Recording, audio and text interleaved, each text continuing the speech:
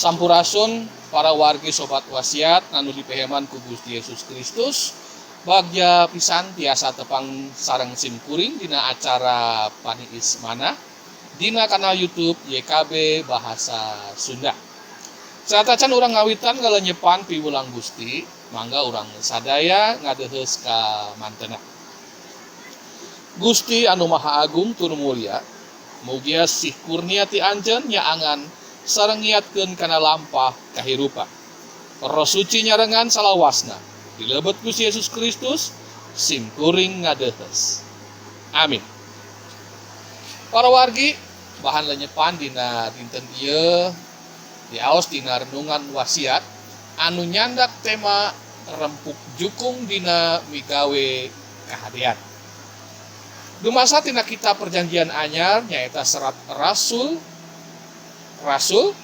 anu kagenep ayat nu kahiji dugi ka ayat nu ka-7 sarta anu janten ayat ulugu kacandak tina kitab rasul genep ayatna anu ka-3 anu kieu unggelna.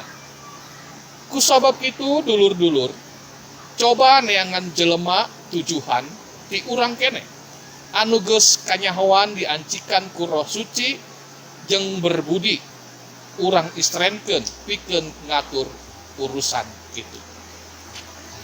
Para wargi wasiat anu dipikaasi ku Gusti Yesus Kristus dina jejeg periode kadua pamerintahan Presiden Jokowi, anjeunna ngusahakeun nambih uwidang kementerian dina kabinetna. Nyaeta aya Kementerian Digital, Ekonomi Kreatif sareng Kementerian Investasi. Dumasar kana perubahan zaman anu saringet gancang kedah diimbangan ku cara anu khusus. Kakiatan sumber daya manusia anu unggul kedah dikerahkeun masing tarakti supaya naon anu jadi tujuan kamajuan bangsa tiasa kahontal. Dina mangsa jamaah Gusti anu munggaran, panganut anu percaya ka Kristus nambihan saban waktos. Salian ti eta muncul oge usulan anu nguningakeun yen aya sawatara randa miskin anu teu walakaya anu tacan kaperhotoskeun kalayan adil dina pelayanan. Para pamimpin umat anu katelah para rasul ngupayakeun masing soson nyaeta ngistrenkeun 7 badega anu tiasa leres-leres ngalayanan dina masalah eta. Di antawisna kasebat Stefanus sareng reng-rengana anu tos atra laku lampah pasipatana bener tur diaping koruh hikmat. Kukituna pada melan rasul-rasul tiasa husuk dina ngalayanan pangandika Allah sareng ngadoa. Ku ayana rembuk jukung dina tugas pelayanan pangandika Allah beuki sumebar. Murid Gusti di Yerusalem nampi seueur.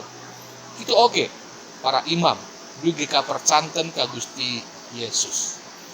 Urang sadaya salaku umat anu percanten ka Gusti Yesus dipaparinan ka masing-masing kamampuan anu beda-beda. Sadayana kamampuan eta manfaat. Malah masing-masing ngalengkepan hiji kanu sanesna. Ku ayana sumanget rempuk jukung dina tugas pelayanan hasil nu tegep bakal kacipta. Mangga orang manega. Atur nuhun Gusti kana sadaya pangeling anjeun. Mugi simkuring sadaya tiasa hirup rembuk jukung dina migawe kahadean. Dilebet Gusti Yesus simkuring ngadeheus. Amin. Wargi sobat wasiat dugi ka kieu lenyepan urang dina dinten ieu ulah lepat teras ngadukung kanal YouTube ku cara like, subscribe sareng ngabagikeun kanu sanes. Kumargi ku jalan kitu warta Injil tiasa urang bewarakeun sasarengan YKB. Gusti Yesus ngaberkahan kasadaya. Sampurasun.